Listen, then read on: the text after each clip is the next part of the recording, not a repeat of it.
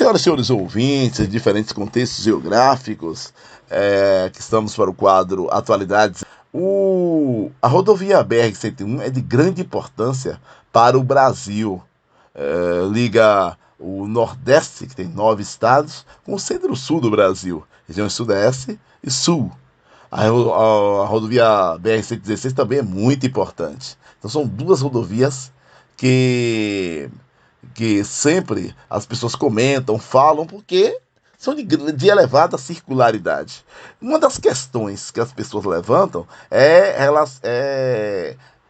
a questão da possibilidade da duplicação de trechos dessas importantes rodovias.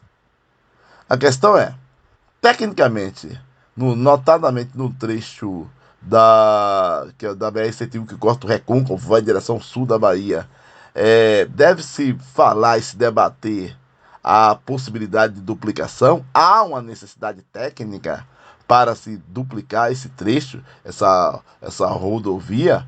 Bom, a primeira questão a se falar é o seguinte: em alguns estados da região nordeste do Brasil já aconteceu a duplicação, por exemplo, da BR-101. Mas tem uma questão de natureza territorial que é importante destacar. A Bahia é o maior estado em extensão territorial do Nordeste do Brasil. Se comparar com outros estados, como, por exemplo, Sergipe, Alagoas, é bem maior.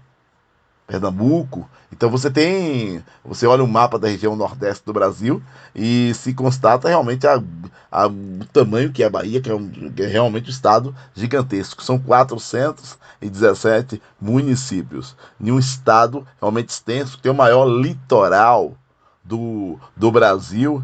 Então, a pergunta que foi colocada foi da seguinte natureza: há uma necessidade de se debater a possibilidade de duplicação da BR-101 no estado da Bahia? Minha resposta é, tecnicamente, sim. Sim. O que faz com que as pessoas possam refletir sobre, por exemplo, a necessidade de duplicação de uma rodovia? Bom, a primeira questão é a seguinte: quando essa rodovia começa a apresentar um movimento muito acima, um movimento intenso, inclusive com congestionamentos, em períodos fora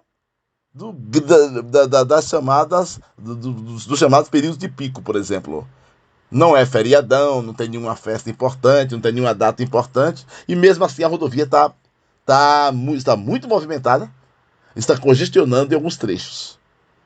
Exemplo, o que daqui a alguns exemplos para ficar mais clara a arguição.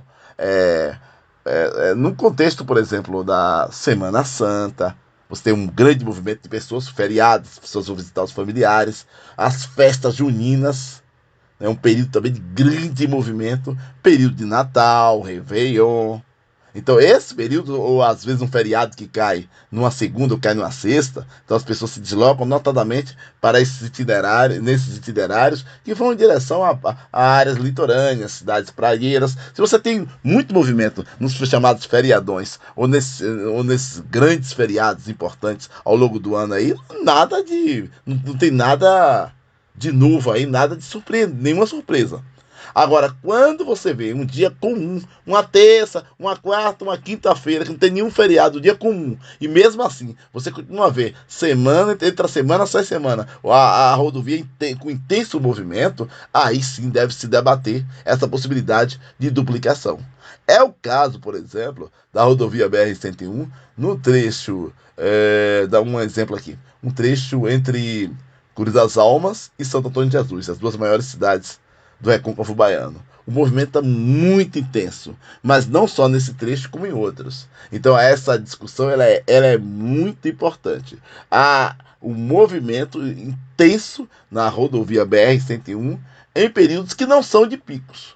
Aí algumas pessoas podem falar assim: mas às vezes causa lentidão nos trechos onde tem radares, né? Mas isso aí não pode ser desculpa para se retirar um radar, né? Claro, tem que se questionar quando o radar está funcionando ruim, errado.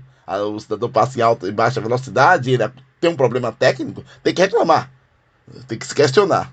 Ou se o radar ele está instalado em uma área tecnicamente inadequada, ou não deveria estar ali, poderia estar mais à frente. Aí é uma discussão técnica, é outra coisa.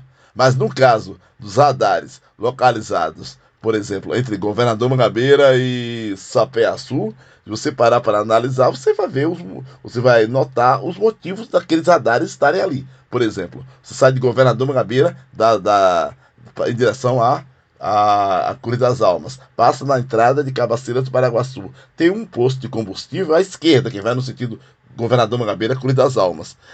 Tem um posto de combustível à esquerda.